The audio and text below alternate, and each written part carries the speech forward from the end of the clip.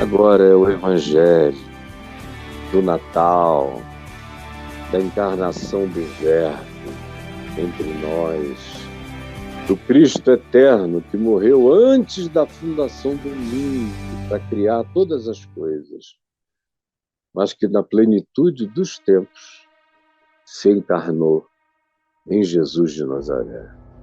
O Cristo é eterno, sempre existiu.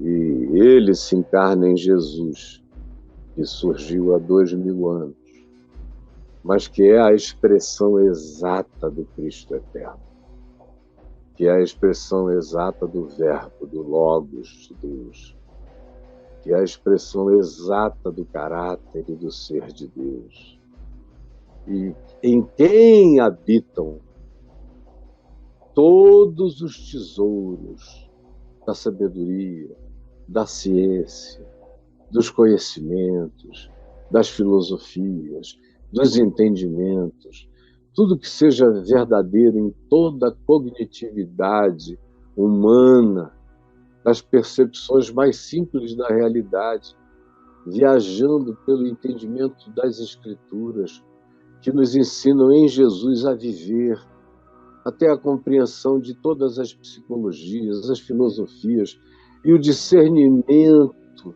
do que é válido, do que é aproveitável, que nos dá poder de examinarmos com os olhos de Jesus todas as coisas e com a mente de Cristo retermos o que é bom. É assim que Jesus veio para me ensinar a viver, para te ensinar a viver, para que nós o reproduzamos. O convite para que sejamos seus discípulos é para que sejamos Cristos de Deus, Jesuses de Deus.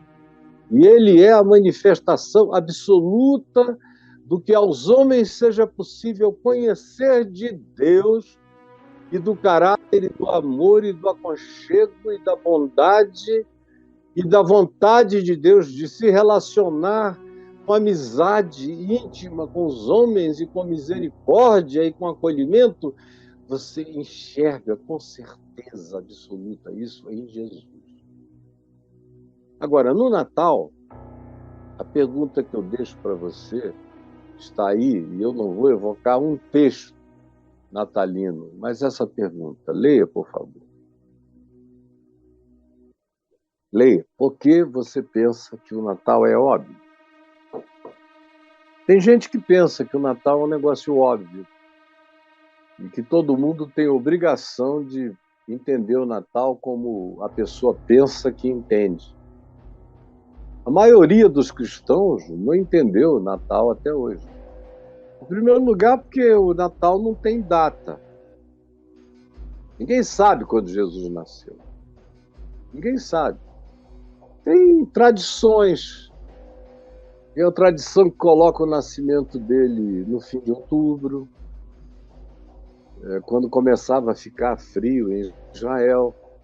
Tem uma tradição que coloca o nascimento dele aí para o mês de dezembro, mas é uma tradição herdeira de cultos romanos, onde se tinha tanto em Roma quanto no Egito divindades nascidas no mês de dezembro.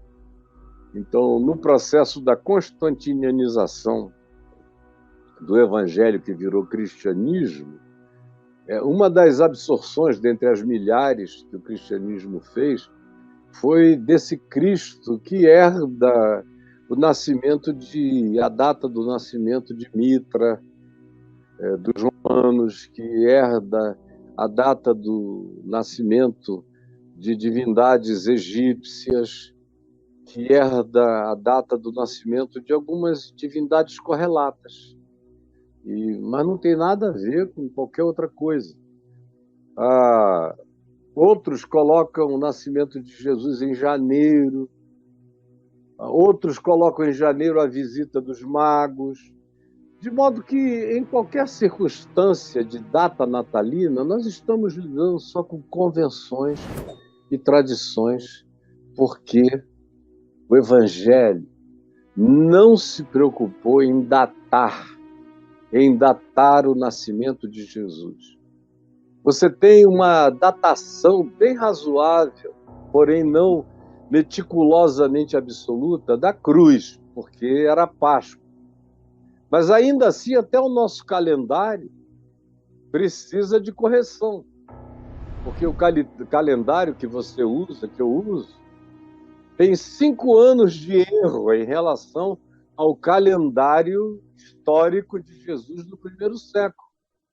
De modo que o calendário real, sem o erro do calendário gregoriano, que é o calendário que a gente usa, Jesus nasceu 5 anos antes de Cristo. Cristo como referência de AD e DC, antes de Cristo, depois de Cristo, que é o calendário gregoriano, que teve 5 anos de erro. Então Jesus nasceu 5 anos antes de Cristo. Ou seja, a referência anterior. Então, até para você saber a data da crucificação, você tem que fazer essa engenharia reversa da cronologia histórica do calendário gregoriano para você pontuar melhor as coisas. E na maioria das vezes nem isso é feito. Então, o Novo Testamento não dá ênfase em datas, não diz que foi no dia tal, da hora tal. Ele fala no máximo do episódio. Era a festa dos tabernáculos, e era inverno, e era isto, e era aquilo. Ou no verão, Jesus diz: olha o verão, vocês não entendem os sinais do verão, não entendem os sinais dessa geração, mas tudo que não é importante no Natal é data. A data é mais para nós, a data é um evento social, é humano, é um holiday, é um feriadão, aonde, como o motivo social, político, dessa parada de final de ano seria o nascimento de Jesus, meu Deus, que coisa boa, que a gente pode parar um período, reunirmos-nos em família, nós que temos a cultura cristã do Ocidente da Terra, reunirmos-nos em família e celebrarmos com alegria a encarnação de Cristo, a encarnação do Cristo eterno, a encarnação do eterno na finitude do espaço-tempo, no diálogo com a história e com os humanos, que é a grande visitação, que é o advento inefável dessa visitação que Paulo diz, daquele que, sendo rico, se fez pobre por amor de nós, para que, pela sua pobreza, nos tornássemos ricos da graça de Deus. É uma das mais bonitas definições da encarnação. É aquele que, sendo rico, se fez pobre por amor de nós, para que, pelo seu empobrecimento, pelo seu esvaziamento, pelo seu reconhecimento como ser humano, nos apontasse o caminho do significado da verdadeira humanidade e do nosso chamado para nos tornarmos filhos e herdeiros da qualidade crística da vida de Jesus, que Ele quer que se desenvolva como salvação que cresça e se expanda em nós.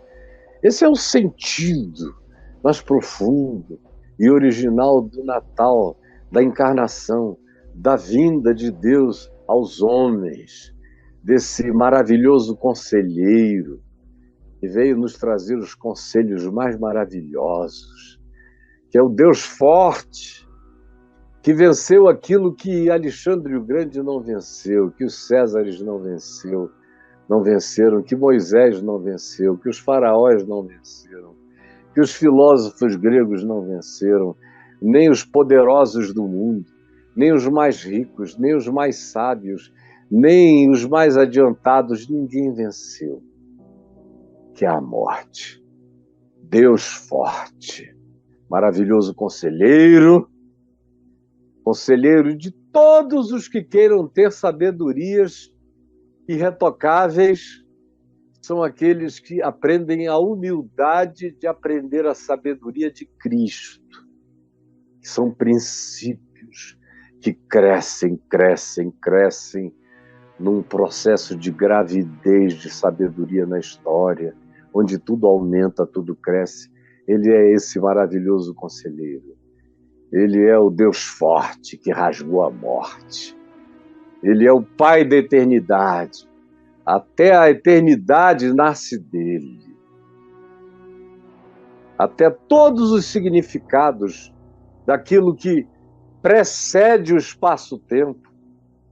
O espaço-tempo é uma decorrência secundária do Pai da eternidade. Antes do espaço-tempo tem essa eternidade. E tem aquele de quem a eternidade é oriunda, que é o eterno, que está para além de definições eternificantes. Ele simplesmente é, nunca foi visto, nem será visto. Nunca será demonstrável como um pacote irrecusável de lógicas esmagadoras. Não. Basta que alguém fique cara a cara com a invisibilidade da sua sublimidade, que o indivíduo já cai por terra catatônico e perplexificado, sem precisar de lógica para compreender aquilo que excede a todo entendimento, mas nos é dado pela revelação, que é apropriada pela fé que simplesmente abraça, grata e impotente, aquilo que ninguém compreende, exceto se for revelado por um amor inexplicável que nos penetra para além de todo entendimento. Maravilhoso conselheiro, Deus forte, Pai da eternidade e Príncipe da paz. Não é o Senhor dos Exércitos. O Senhor dos Exércitos é contingencial. O Senhor dos Exércitos estava ali ajudando Israel na guerra, da sobrevivência, quando a causa era justa. Quando eles faziam injustiça, o Senhor dizia: vocês estão indo sozinhos. E eles geralmente perdiam, voltavam arruinados, quebrados, porque a causa não era justa. Deus não põe a mão para defender a injustiça, nem a iniquidade, nem a perversidade. O perverso pode até ganhar em seu próprio nome, mas em nome de Deus, o sujeito vai sozinho, vai enfrentar o que quer que ele vai enfrentar em seu próprio nome. Pode ir falando o nome de Deus, levando a bandeira dos templários e dos cruzados. Está sozinho, está ateu na parada, porque Deus não abençoa a ganância, a maldade, o ódio, as motivações perversas de domínio, de continuidade à base da força, do desrespeito pela necessidade humana. Deus não se associa a esses. Embora eles falem em nome de Deus, Deus diz: eu não sei quem vocês são. Jesus nos ensinou isso em Mateus 7. E o Velho Testamento está cheio de alusões a esse fato, a essas histórias, a esses episódios. Então, é o príncipe da paz. É aquele que ensina a gente a dar outra face, a andar mais uma milha, a ir adiante, a amar o inimigo e orar por aqueles que nos perseguem, a não ficar julgando ninguém com julgamentos peremptórios, escatológicos, nem de nenhuma natureza, a não difamarmos, a não levantarmos falso testemunho que destrói a alma e a vida de ninguém. É o príncipe da paz que nos chama para a reconciliação e diz: se vocês quiserem ser meus filhos, filhos de Deus, sejam pacificadores, sejam pontífices da paz, sejam sumos pontífices da reconciliação de Deus com os homens, que começa na reconciliação de vocês uns com os outros, sem cuja reconciliação não existe testemunho válido de reconciliação de Deus com os homens. O Natal, portanto, se estabelece a partir de compreensões, não de datações, não de episódios, não de eventos, Sem falar que o Natal que a gente tem é uma brincadeira de fim de ano, com arvorezinhas e enfeites, ou então manjedoras decoradas, essa brincadeira. A gente vira mago dos nossos filhos, traz presentes para eles. Enfim, tem um enternuramento cultural que a gente sabe qual foi a viagem que fez, que começou de um modo antes de ser apropriado pelo cristianismo e se transformou em outra coisa, assim como a Páscoa, que viajou de corneiros e carneiros imolados e ovelhas imoladas para coelhinhos, peludinhos e chocolates. Mas isso não tem nada a ver com coisa alguma, é só um pretexto de motivo de congraçamento, que tem sua validade por causa do encontro humano, mas que deve ser aproveitado para aprofundar as percepções das pessoas, o que hoje em dia nem sempre é possível, porque as pressas familiares dessas reuniões são muito grandes, todo mundo tem 2, 3 natais para ir, passa de um correndo para o outro. No fim tem o dos amigos, de todo mundo, tem os amigos ocultos de vários outros ambientes, enfim, é um Natal muito apressado. Se for depender de 24 e 25, não acontece nada. Portanto, o meu Natal é uma coisa que eu vou fazendo o ano inteiro, porque em mim é algo que acontece diariamente. Eu acolho essa graça, eu renovo a encarnação em mim e me disponho a encarnar a palavra, a natalinizar a minha existência todos os dias. Então, o Natal é tudo menos óbvio. O Natal não é óbvio. O Natal nem todo mundo vê, nem todo mundo celebra, nem todo mundo compreende, nem todo mundo faz dele o que ele é, ou seja, um projeto de encarnação do Evangelho para todos os dias da nossa vida. Agora, o Natal também não é óbvio por uma razão simples. Se ele fosse óbvio, todos os que eram dedicados ao estudo da Escritura teriam chegado a alguma conclusão ou teriam vivido sob a expectativa daquela visitação, daquela ocorrência, que é o que a gente verifica aqui em Mateus 2, na visita dos magos que vieram do Oriente, provavelmente da Pérsia, andaram um bom caminho, longo, seguindo um astro, que podia ser um sinal de várias naturezas, não é isso que está em questão aqui, não é astronomia, nem astrofísica, nem tampouco qualquer outra coisa, podia ser um sinal apenas para guiar a interpretação daqueles homens que viam como uma estrela. Mas podia ser qualquer coisa, podia ser até uma manifestação angelical, como aquelas de Ezequiel, um aparato luminoso, poderoso, enorme, levando. Não interessa, eles enxergaram como uma estrela fora da órbita, que caminhava anunciando o nascimento de um rei.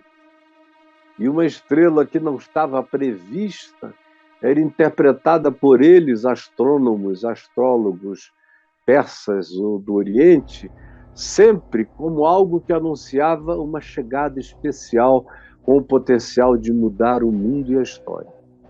Isso é o que estava na mente deles, eles foram. Agora, o pessoal que sabia de tudo foi questionado. Quando eles chegaram a Herodes e perguntaram pelo rei que haveria de nascer, Herodes ficou apavorado.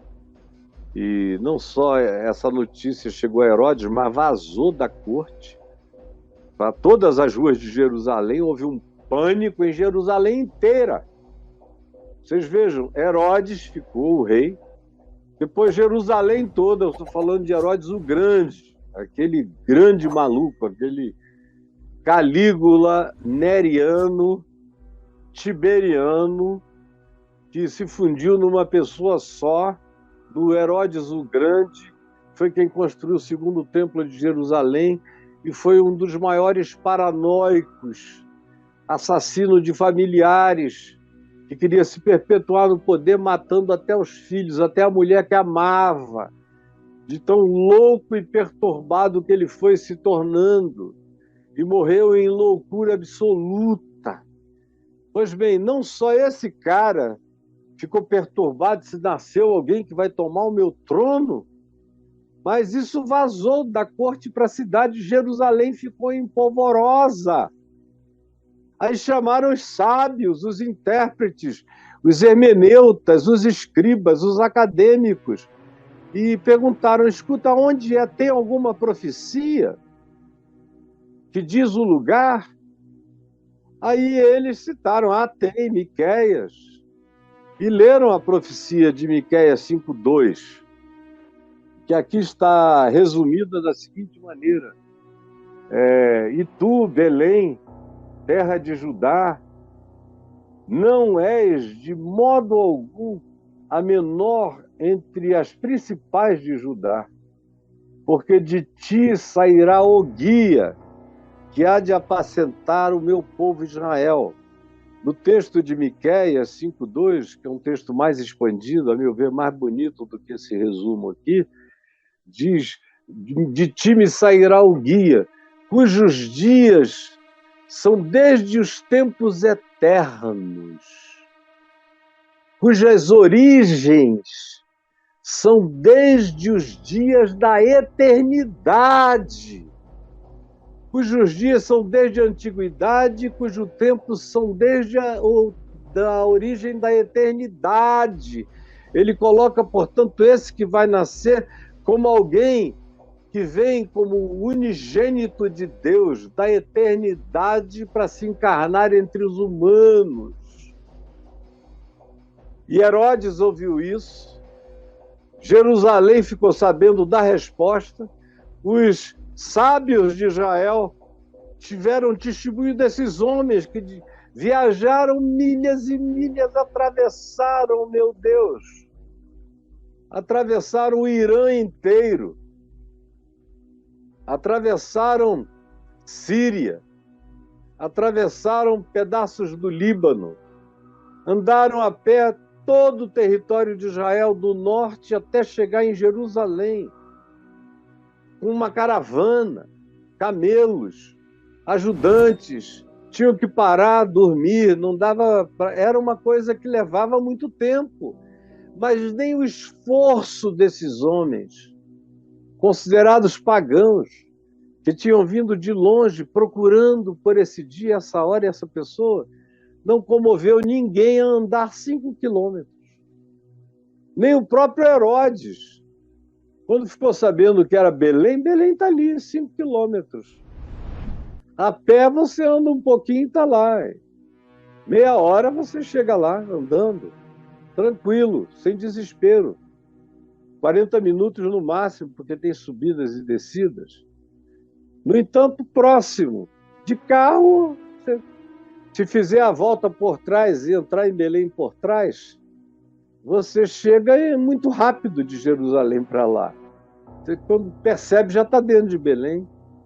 Então era ali ao lado, era como, por exemplo, eu estar aqui e alguém me dizer que esse negócio estava acontecendo aqui no Palácio do Planalto, que deve estar a 5 quilômetros da minha casa. E eu não tenho interesse de ir lá ver. Ou que lá no Palácio do Planalto se dissesse que esse menino estava nascendo aqui na minha casa e ninguém tivesse interesse de vir aqui ver, olhá-lo, vê-lo.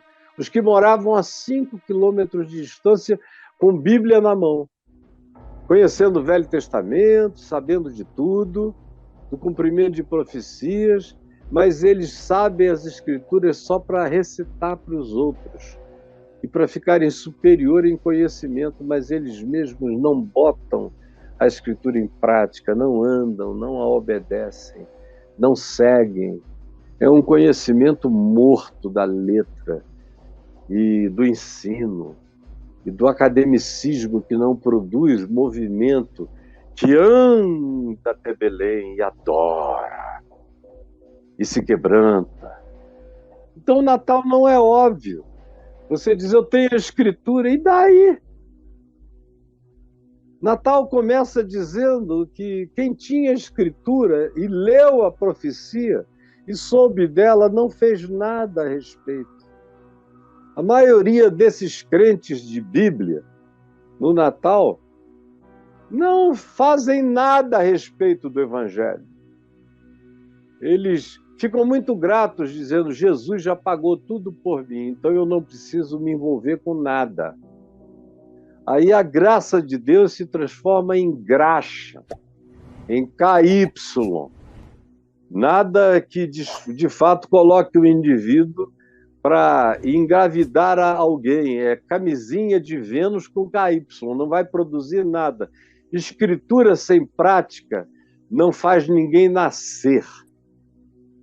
É como camisinha de vento e KY, só entra e sai, não produz nada, não pare ninguém, não concebe nada, não engravida nada, não traz nada à luz, não realiza movimento algum, não leva você até Jesus, não curva você diante dele. Nada. E foi o que aconteceu, porque o Natal não é óbvio. Ele acontece como uma revelação de dentro para fora. Aí você vê todos os implicados no Natal, todo mundo não sabia que era Natal. Nem José e Maria. Eles foram para um recenseamento. Eles não tinham ideia de que o menino tinha que ir para nascer em Belém, que assim cumprir a profecia. Não! Se não fosse a ordem do Império Romano para todo mundo sair de casa, ir até a cidade onde nasceu, para se registrar no censo romano, José e Maria teriam ficado em Nazaré e Jesus teria nascido em Nazaré. Foi uma imposição soberana do Império Romano que os tirou de casa. Do contrário, eles seriam loucos, suicidas, de fazerem aquela viagem naquele estado de precariedade, como a mulher grávida a ponto de dar à luz. Seria totalmente irracional. Eles fizeram por obrigação de cidadania e de legalidade. E aconteceu tudo o que aconteceu, não acharam lugar em nenhuma hospedaria, tiveram que se abrigar numa gruta, num lugar ermo, forrar com palha, e ali Maria deu à luz ao seu filho primogênito, ao primeiro, porque depois ela teve outros. Ela foi uma mulher normal, como toda mulher santa de Deus, que vive vida totalmente normal, cheia de amor, especialmente cuidando dos seus filhos e das suas crias, com toda gratidão de ter trazido gente ao mundo e educando-os para aprenderem a amarem ao próximo, a si mesmos e uns aos outros. Essa é a tarefa mais sublime que se pode ter. Foi essa a tarefa que ela cumpriu, com toda a alegria da vida dela. Em relação a Jesus, ela foi construindo paralelamente uma outra realidade, que se diferenciava do modo como ela via os outros filhos, porque os outros tinham nascido em circunstâncias totalmente naturais. Era esse que era filho de uma circunstância alien, não natural, totalmente diferente, que a engravidara e colocara ela e o marido numa situação de um desconforto horroroso. Não fosse ele o homem mais extraordinário que a gente tem notícia da Escritura, embora Jesus diga que João Batista foi o maior dos nascidos de mulher, o meu grande herói humano e de vida cotidiana não é João Batista para mim, é José, o pai de Jesus, que era um macho desconstruído e que assumiu o que nenhum homem tem coragem de assumir. E dizer para si mesmo, não, a minha mulher ficou grávida de Deus. Tem que ter uma atitude de uma clareza espiritual e sublimidade e fé que praticamente eu diria, nenhum de nós tem. Nenhum de nós tem. Mas ele era teólogo, ele era acadêmico, ele era alguma coisa especial? Não. Ele só era um homem bom, justo e honesto. É tudo que importa para Deus. Um homem bom, justo e honesto. Sendo José um homem bom, justo, um homem de paz, não queria infamar a sua mulher. Porque se ele dissesse, ela ficou grávida e eu nunca transei com ela, ela seria apedrejada na porta de Nazaré, empurrada ali para aquele precipício enorme de pedras, ia chegar lá embaixo um bagaço de Maria. Mas ele, temendo a Deus, fez silêncio, até que um anjo do Senhor o visitou no inconsciente, num sonho. Não foi uma aparição externa objetiva, foi interior subjetiva, e falou: não temas receber Maria como tua mulher, porque o que nela foi gerado é. Ele não diz foi, é do Espírito Santo. Esse ente que vai nascer é do Espírito Santo. É a manifestação de Deus encarnado. Aceita e acolhe com paz. E ele fez isso com paz todos os dias da sua vida. Mas não teve nenhum treinamento bíblico, provavelmente não soubesse da profecia de Miqueias quando tudo isso aconteceu. Nada disso. Nem que a Virgem conceberia. Nem tinha alguém para interpretar. Olha, foi a Virgem que concebeu. É Isaías se cumprindo. Porque também Isaías se cumprindo não era tão óbvio como se tornou depois para os cristãos por causa de muitos séculos de doutrinação. Não era nada óbvio para ninguém, nem para Maria, que ficou chocada e disse: faça-se em mim, então, a tua vontade. E se isso é salvação, eu quero. Como ela sabia da honestidade dela e que ela não estava transgredindo nada com ninguém, ela disse: então, que Deus seja Deus na minha vida em toda a sua plenitude. Mas não havia nenhuma compreensão teológica. O que havia era uma entrega existencial. Era um abandono para ficar grávida de Deus. Era uma entrega.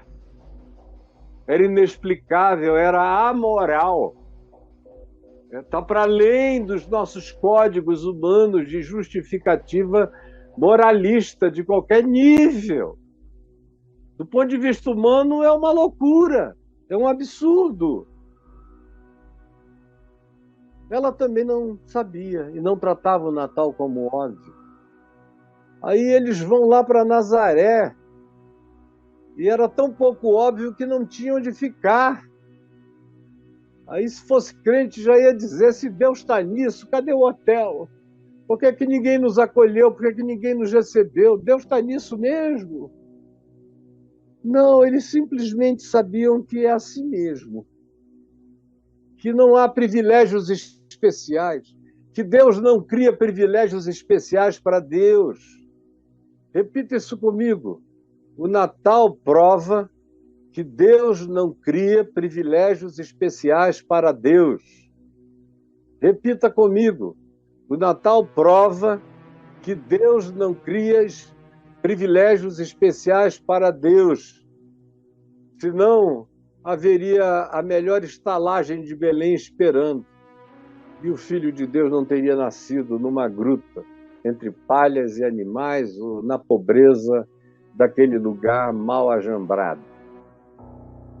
Deus não cria privilégios especiais para manifestar as suas coisas. E eles simplesmente sabiam. É gente rica ou de classe média que associa Deus a privilégios especiais. A gente pobre sabe que é assim mesmo. E que a vida é dura mesmo. E que as coisas não são fáceis nunca. Portanto, elas não acham que no Natal tem que haver uma suspensão de lutas. Tem que haver uma pacificação de tudo para que Deus se prove presente. Não. Desde o primeiro Natal, a ambivalência, a ambiguidade, o risco de vida, o perigo de morte, o olhar que interpretava persecutoriamente, como de Herodes, e a perplexidade de Jerusalém. Ah, uau! Mas ninguém fazia nada, ninguém checava nada. Os teólogos que sabiam, mas não viviam nada do que proclamavam. Portanto, não havia nada sendo conectado para tornar o Natal uma interpretação no momento em que acontecia completamente clarividente para todos. Não. Havia pastores no campo dormindo, no meio ali de todas as intempéries, com carrapatos, com desconfortos, com mosquito, com fogueira para afastar os mosquitos ou os lobos sorrateiros. Era um lugar de campina, tinha uma cultura de muitas ovelhas. Até quando eu comecei a ir lá, nos anos 70, você chegava lá e ainda havia muita ovelha. Imagina 2000 anos atrás, como aquilo era absolutamente um outro lugar, carregado de pastores cuidando das suas ovelhas. É para esse pessoal que estava dormindo, e dormindo mal, sem esperar nada, que não viu estrela alguma, que não soube de profecia nenhuma, é que, de repente, um coral de seres de outra dimensão, que a gente chama de anjos, significa a palavra mensageiro, ângelos, a palavra mensageiro, e que vem e fala, que veio um coral e cantou que estava nascendo ali em Belém, aquele que era o Salvador de todos os homens, e que era uma revelação para gente de paz, que só gente boa iria compreender, que só gente de boa vontade, de boa atitude iria compreender, que são os homens a quem Deus quer bem, são essas pessoas que têm boa vontade para com a vida, que olham para a vida com um olhar simples, com interpretações descomplexificadas, que acolhem com simplicidade aquilo que o amor abraça. Esses são os homens a quem Deus quer bem e são os homens de boa vontade para quem chega a revelação como um susto, porque não era óbvio o Natal. E eles vão lá e olham. Os sábios que tinham vindo do Oriente seguiram a sua jornada. Chegaram até lá e viram o menino e os seus pais. A estrela parou porque a estrela não andava necessariamente na cabeça deles. Era um movimento de revelação, de testemunho dentro do coração. Mas seja lá o que a estrela fosse, para as percepções astronômicas, astrofísicas e astrológicas daqueles homens de 2000 anos atrás da Pérsia, foi uma parada que indicava o lugar, e o testemunho no coração deles dizia: é aqui, é ele. E eles o adoram e lhe trazem os seus presentes.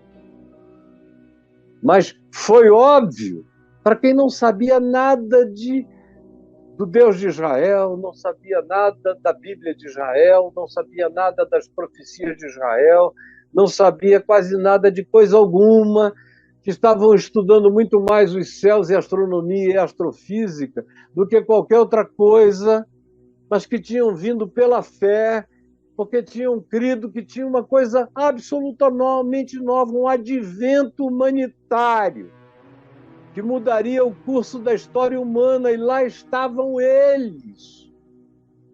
E eram gente sem Bíblia, sem teologia, sem instrução, sem doutrinação, mas com coragem de obedecer à intuição simples do coração. Aí você vai prosseguindo. Belém entrou em aturdimento quando soube que tinha um negócio daquele parecido por ali.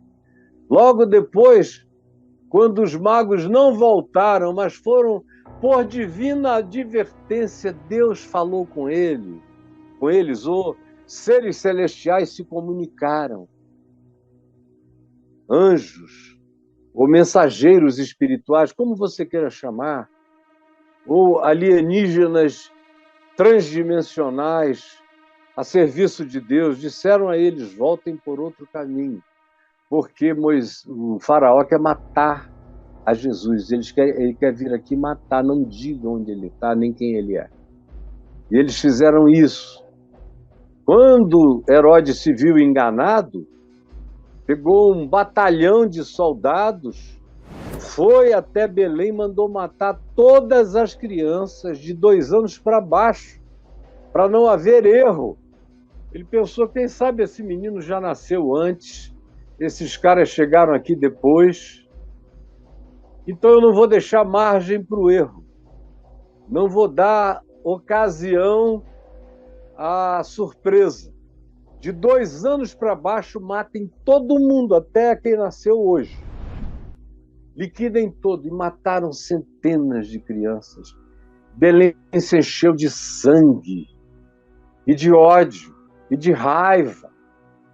E Jesus teve que se exilar com seus pais no Egito, onde a tradição diz que ele ficou aproximadamente até o seu 8º ano de vida, para depois voltar direto para Nazaré e não passar nunca mais por Belém, e nem ir a Jerusalém.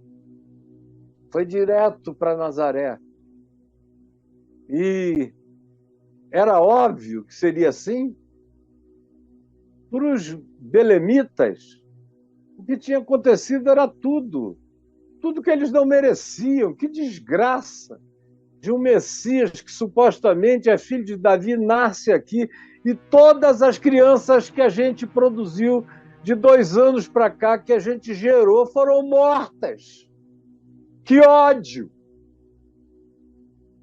Que ódio! Vocês acham que essas pessoas morreram compreendendo que o Messias tinha nascido lá e que os filhos tinham pago um preço perverso para a salvação imediata, para a preservação e para a sobrevivência daquele Messias? Vocês acham que foi assim? Acham? Não, não foi assim. Gerou foi muita raiva, muito ódio, muito trauma, muita divisão nas famílias.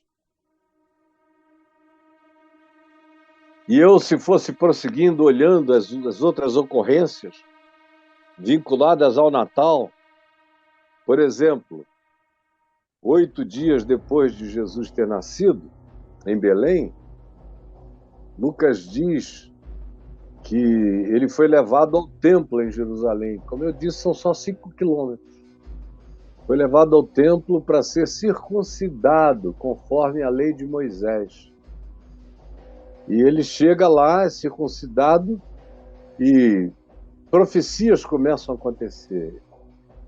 E uma das mais importantes é a de Simeão, um velho profeta, que quando viu Jesus o tomou nas mãos e o ergueu aos céus e disse: Senhor, leve em paz o teu servo, que já estava velho.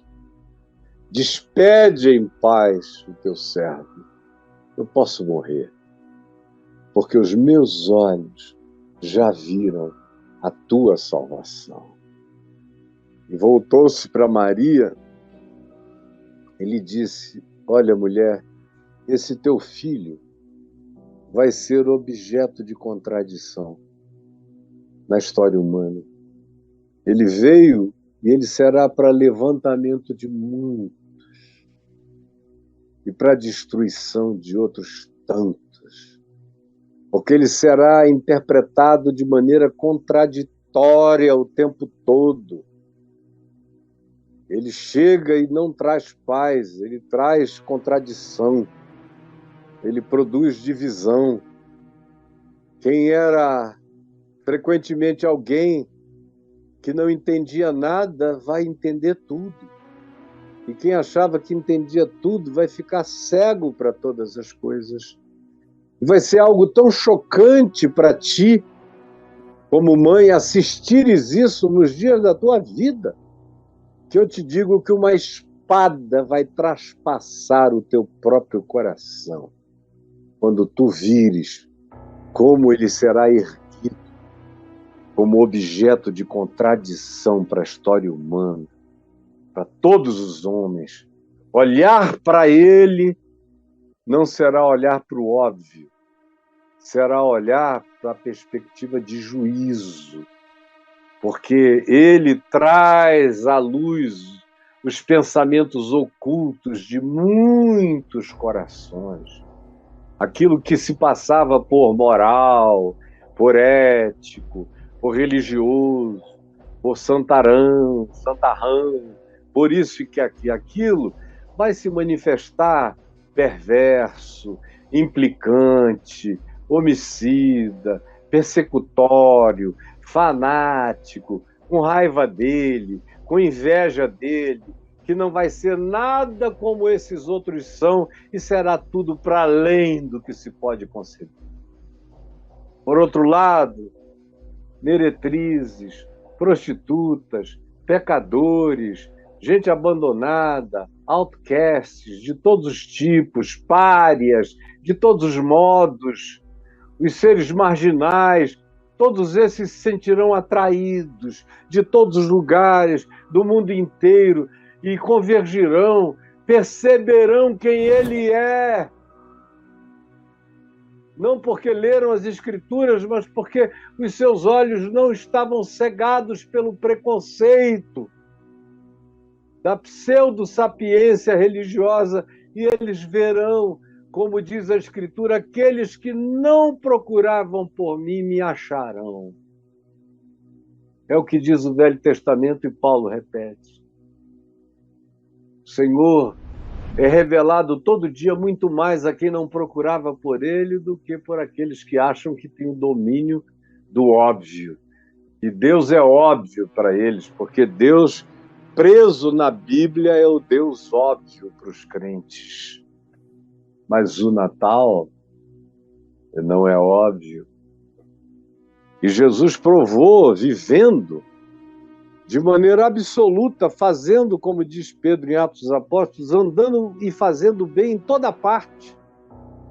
Mas nem isso tornou óbvio para ninguém, especialmente para a religião e para os seus intérpretes. A maior prova de que a religião e os seus intérpretes autorizados têm uma grande dificuldade de aceitarem Jesus. Eu não estou falando dos judeus, eu estou falando de hoje, de agora, de sempre, porque é o mesmo espírito, é a mesma doença, é o mesmo pressuposto, é o mesmo bloqueio, é a mesma arrogância, é a mesma vaidade, é a mesma tapadeira, são as mesmas escamas nos olhos, as mesmas. É o mesmo fenômeno. Vocês estão pensando que são esses que sabem mais? Jesus mostra no Evangelho que são justamente esses que tropeçam o tempo todo. São esses construtores que rejeitam a pedra de esquina. É a pedra que os construtores, os edificadores, os que dizem nós somos os que erigimos as coisas de Deus na história humana, rejeitaram. E que veio a se tornar a principal pedra angular e hoje também. Nós estamos vivendo um tempo onde o grupo mais difícil de acolher Jesus são os cristãos e, dentre os cristãos, os evangélicos. Eu evangelizo para todo lado, o mundo inteiro. Ateu é uma delícia, agnóstico, está com o coração aberto, sem preconceito. Os caras vão chorando antes de saberem o que está acontecendo. Para todo lado, agora crente. Cria o que Paulo diz em 2 Coríntios 3, aquele véu é posto na cara, eles não veem, só enxergam o ministério da morte de Moisés. Nunca conseguem tirar o véu para ver que em Cristo a nossa cara está livre, para olhar direto para a luz, para irmos nos transformando dia a dia segundo a imagem de Jesus. Isso não é óbvio, é uma revelação de Deus. É por isso que nesse Natal, e eu concluo agora, podendo falar para sempre aqui, mas neste Natal a gente está com tanta dificuldade por causa dos últimos tempos, de como tanta gente, em nome de Jesus, se dividiu. Tinha um Jesus de armas, um Jesus Rambo, um Jesus de guerra, de um lado, um Jesus matador, um Jesus assassino, um Jesus cesarino, um Jesus imperador, um Jesus dominador, um Jesus que manda os crentes separarem o joio do trigo, um Jesus que contradiz Jesus, um Jesus que não é o príncipe da paz, é o Senhor das espadas, é o Senhor das armas, é um Jesus que ensina você a gostar dos que aderem à sua ideologia e a odiar os que pensam diferente, a querer eliminá-los da terra, se possível. É um Jesus que quer governar sobre todos, como um governador dos povos, como um rei dos povos, quando ele próprio disse: o meu reino não é deste mundo. E disse aos discípulos: não entrem numa de quererem ser poderosos como os governadores dos povos, porque entre vós não é assim. Se vocês quiserem ser meus discípulos, não é assim. E de outro lado, um pessoal que queria servir a Jesus, que sabia que ficar daquele outro lado estava errado, que o evangelho não é assim, mas que na própria expressão de quem eram, ou de que pensavam, do que falaram, do que manifestaram, às vezes nem sempre fomos sábios, nem sempre falamos na hora certa, nem sempre silenciamos, nem sempre temos a sensatez necessária. Às vezes, com amor, você acaba dizendo, no entanto, o que não deveria ter dito para aquela pessoa naquela hora, onde a melhor palavra era palavra nenhuma. Mas o fato é que nós estamos onde estamos, no meio de famílias divididas, rachadas, porque o Cristo que não é óbvio e que é objeto de contradição, esse Jesus é a maior contradição da igreja evangélica no Brasil, é Jesus. É o maior choque, é Jesus. Jesus é o maior pomo de questão de discussão no Brasil. É a melhor ajuda que a democracia pode ter vem dos cristãos que entenderam que o reino de Deus não é uma teocracia humana na Terra, que a melhor possibilidade de se viver o reino de Deus nessa terra e nesse mundo caído é através da relatividade dos poderes em alternâncias, e que o reino de Deus é algo que se planta no coração e que só se manifesta quando o indivíduo de fato nasce de novo e ganha consciência das pautas de Cristo para a gente viver, reproduzir, encarnar e manifestar na Terra. É assim que tem que ser. Mas tem gente que bota os pés pelas mãos, ou fica seduzida por promessas variadas. Tem muita gente que gostaria que o Brasil virasse todo evangélico para que a gente instituísse uma teocracia, de modo que o melhor amigo da democracia são os cristãos que entenderam o que é o reino de Deus, e os piores inimigos da democracia são os cristãos que não entenderam e que querem estabelecer uma teocracia cristã evangélica no Brasil, e a gente virasse um Irã dos crentes, aqui, com os nossos ayatolás e os nossos presidentes subservientes. É o sonho da maioria dos pastores totalmente perdidos, que ficaram cegos, que ficaram insanos, que perderam a consciência do evangelho. Totalmente. Então, é nesse mundo que a gente está aqui, para fazer Natal, que não é óbvio, em tempos de conflito, Mas o Natal acontece no meio da mortandade, no meio do conflito, no meio da chacina, no meio do desconforto, no meio da imprevisibilidade. O Natal acontece com gente que não foi instruída sabendo, com gente que tinha instrução negando. O Natal acontece no meio de todas as contradições possíveis, como essas que nós estamos vivendo aqui. Então não deixe a contradição tirar o espírito de alegria, nem a proposta de reconciliação. E se houver perseguição, faça silêncio. Busque um lugar seguro. Se não houver, se congratule com todos os que se congratularem com você. Abrace a todos os que vierem. Acolha os estrangeiros, os diferentes, mas os que dizem, eu vim aqui adorar. Sejam gratos para com todos aqueles que presenteiam o Cristo que você ama com a entrega de suas vidas ou da sua própria gratidão. Aproveite isso todo dia, sabendo que Jesus não é óbvio, por isso o Natal não é óbvio. E a percepção de Jesus não é óbvia nem para os crentes. Por isso que lá Herodes chama os crentes, teólogos, acadêmicos, eles sabem tudo sobre onde é o nascimento, mas isso não os coloca num movimento de transformação, de adoração, de conversão. Fiquem sabendo que frequentemente é gente que não tem nada a ver com o que você chama de crente, com Jerusalém polvorosa, que são aqueles que chegam até onde é o lugar do quebrantamento, da adoração. Isso estabelece também um critério, um paradigma de interpretação da história para nós. E eu gostaria que você tivesse isso em mente e você compreendesse com o coração e fizesse a sua parte em todo espírito de reconciliação com seu pai, com sua mãe, com seus irmãos e irmãs, com os seus amigos, seus parentes, com todo mundo.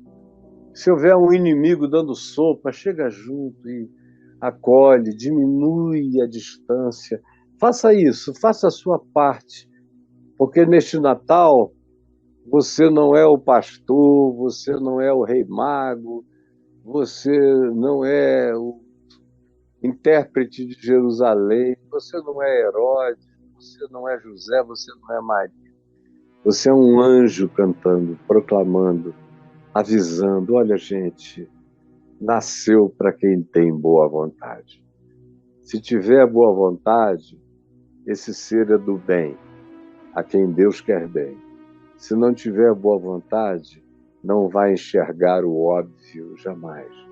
O óbvio é percebido por pessoas de boa vontade. Jesus, que nesse Natal, que é uma data de parada para nós, não por causa da data, mas por causa do que ela veio a ser evocada como memória. E a memória é maravilhosa e tem que ser repetida todos os dias, porque é nela que nós nos natalinizamos, nascemos de novo e continuamos em processo natalício de transformação da nossa vida em ti no Evangelho de Cristo. Que essa compreensão venha, que ela chegue, que ninguém a mate e que ela se desenvolva no coração de milhares, inclusive daqueles que ainda estão zangados e com ódio e tomados por um espírito de antagonismo. É o que eu te peço que milagrosamente aconteça. E peço, orando a você, meu irmão, você pegue o programa de hoje e mande para os seus amigos como presente de Natal. Que Deus nos abençoe em nome de Jesus. Amém e amém.